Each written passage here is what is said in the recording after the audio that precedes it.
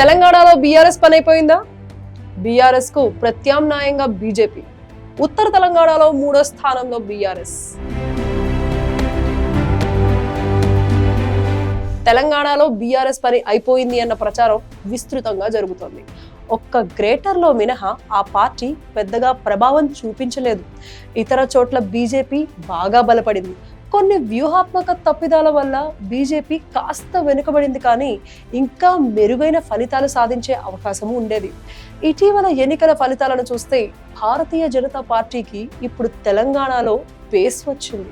ఉత్తర తెలంగాణలో గట్టి పోటీ ఇస్తోంది. బీఆర్ఎస్ ఓట్లను ఆ పార్టీనే ఎక్కువగా కైవసం చేసుకుంది. బీఆర్ఎస్ ఎంత బలహీనమైతే బీజేపీ అంత బలపడుతుంది. ఈ విషయంలో కేసీఆర్ బీజేపీ రాజకీయాలను తట్టుకోలేరని అంటున్నారు.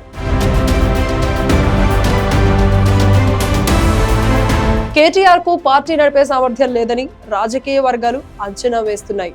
కేటీఆర్ ఇప్పటి వరకు అధికార పార్టీ నేతగా ఉన్నారు.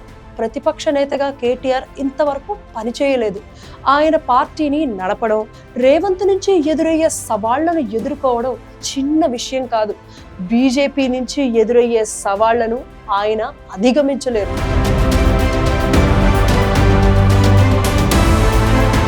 ఉద్యమ ప్రాంతాల్లో బలమైన పార్టీగా బీజేపీ, కాంగ్రెస్ వర్సెస్ బీజేపీ అన్నట్లు రాజకీయం.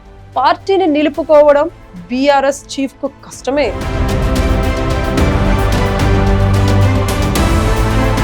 బీఆర్ఎస్ పార్టీ తరపున గెలిచిన వారిలో ఎవ్వరూ ఉద్యమకారులు లేరు.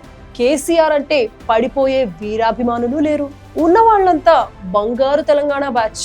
వారు మాత్రమే గెలిచారు. కేసీఆర్ పవర్లోకి వచ్చాక అధికారం కోసమే వారు కేసీఆర్ దగ్గరకు చేరారు.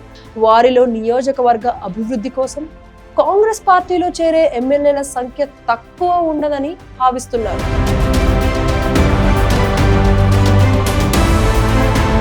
బీజేపీకి తెలంగాణలో ఇప్పుడు గోల్డెన్ ఛాన్స్ లభించింది. బీఆర్ఎస్ ను తమ ప్రమేయం లేకుండా బలహీనపడేలా చేయగలిగితే లబ్ధి పొందేది బీజేపీనే. మొత్తంగా కేసీఆర్ గడ్డు పరిస్థితి ఎదుర్కొంటున్నారు. పార్టీని నిలుపుకోవడం చిన్న విషయమేమీ కాదు. ఈ పరిస్థితిని తెచ్చుకున్నది ఆయనే అని అంటున్నారు.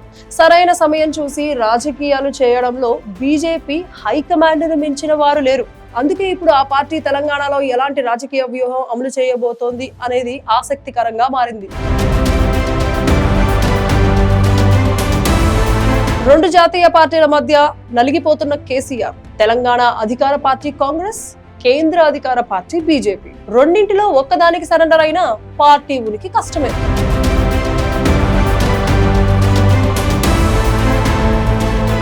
బీఆర్ఎస్ కు పోటీగా రెండు జాతీయ పార్టీలున్నాయి. ఒకటి రాష్ట్రంలో అధికారంలో ఉంది, మరొకటి కేంద్రంలో అధికారంలో ఉంది. ఈ రెండు పార్టీలను కేసీఆర్ ఎదుర్కోవాల్సి ఉంది. కాంగ్రెస్ పార్టీ గత అనుభవాల కారణంగా ఖచ్చితంగా బీఆర్ఎస్ ఎమ్మెల్యేలను ఆకర్షిస్తుంది. గతంలో 2 సార్లు తమ పార్టీ ఎల్పీలను విలీనం చేసుకున్నందుకు ఈసారి బీఆర్ఎస్ ఎల్పీలని విలీనం చేసుకునేందుకు ప్రయత్నిస్తుంది.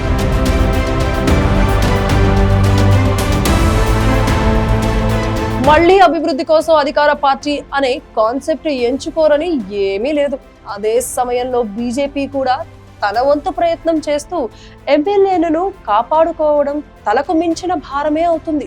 కేంద్రంలో అధికార పార్టీ గురి పెడితే కాంగ్రెస్ కన్నా ఎక్కువ ఇబ్బంది పెడుతుంది. అనేక అవినీతి ఆరోపణలు, బహిరంగంగా ఆధారాలు. బీఆర్ఎస్ చీఫ్ కు మరో మార్గం లేదా?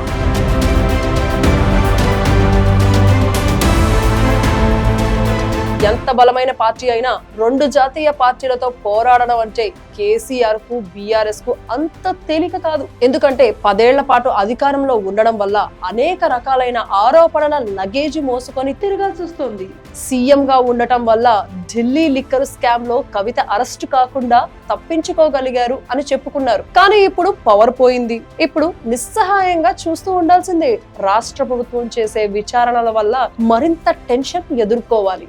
అందుకే ఇప్పుడు ఏదో ఓ జాతీయ పార్టీతో కేసీఆర్ అవగాహనకు రావాల్సి ఉంటుంది.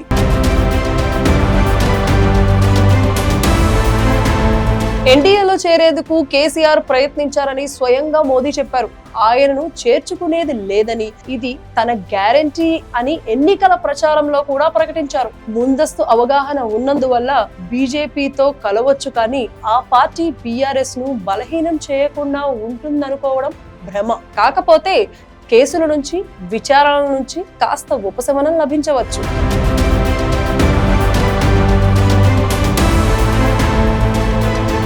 ఏడాదిలో తెలంగాణ రాజకీయంలో కీలక మార్పు. ఇక బీజేపీ వర్సెస్ కాంగ్రెసే అన్నట్లుగా రాజకీయం.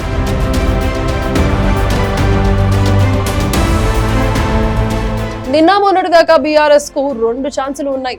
2 పార్టీల్లో దేనితోనైనా కలిసే అవకాశం ఉంది. కానీ ఇప్పుడు తెలంగాణలో కాంగ్రెస్ అధికారంలోకి రావడం వల్ల ఆ పార్టీతో కలిసే అవకాశం ఉండదు. అలా కలిస్తే నేరుగా బీజేపీ నోట్లో చిక్కినట్లే.